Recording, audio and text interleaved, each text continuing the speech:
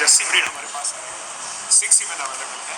तो आप हमारे किसानों को क्या एक संदेश देना चाहेंगे कि किस तरह से इसका वो फ़ायदा उठा सकते हैं?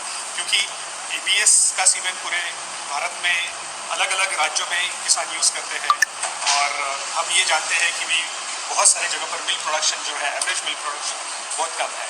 तो इससे कैसे किसानों को इसका फ़ायदा हो सकता है? देखिए, एक चीज़ को देखना जरूरी है जो डॉक्टर राहुल ने बताया कि जर्सी हिंदुस्तान के लिए एक बहुत बेहतर ब्रीड है। इसके दो फायदे हैं। पहला जो फायदा है, जो बहुत इंपॉर्टेंट फायदा है कि अगर प्योर जर्सी है तो अपने वो गुण लेके आएगा। क्या गुण हैं जिसकी हम बात करते हैं यहाँ पे? जो पहला बहुत इंपॉर्टेंट गुण है कि milk production and milk quality. जैसे डॉक्टर साहब ने उसका जिक्र किया कि मिल्क सॉलिड्स, जिसे हम फैट एंड SNF बोलते हैं, उसकी मात्रा कंपेयर टू HF इसमें ज़्यादा है। अगर आप वॉल्यूम की बात करें तो जो हमारा देसी पशु है उसके कंपैरिजन में इसका वॉल्यूम काफ़ी अच्छा है। राइट। दूसरी जो बहुत इंपॉर्टेंट चीज़ है वो है प्रोडक्टिव लाइफ।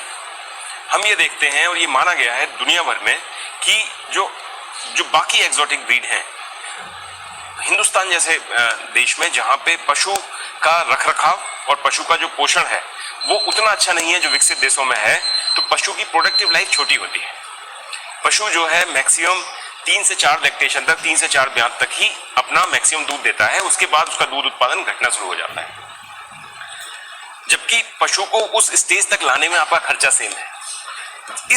ये जो हमने बुल इंपोर्ट किए हैं, इसमें एक स्पेशल हमने ध्यान रखा है कि ये वो बुल हैं जिनकी बछिया, उनकी प्रोडक्टिव लाइफ ज्यादा होगी। इसका मतलब ये है कि वो पशु 4, 5, 6 लैक्टेशन तक अच्छी मात्रा में दूध देते रहेंगे। तो एक पशुपालक का जो इनिशियल इन्वेस्टमेंट है वो इसके पहले कि वो 4 साल में इन्वेस्टमेंट खत्म हो जाता है, अब 6 साल तक उसको जो है 6-7 साल तक उसको दूध मिलेगा।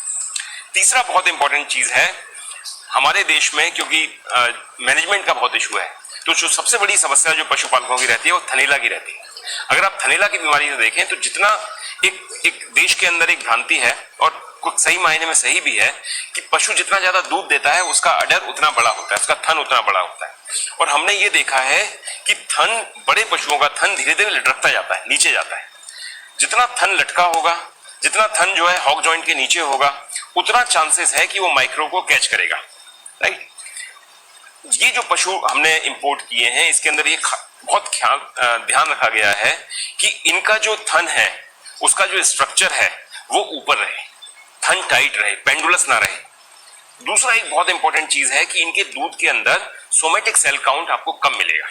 तो ये कुछ चीजें हैं जो इस देश में दूध के उत्पादन के निरंतर वृद्धि के लिए एक हमारा छोटा सा प्रयास है।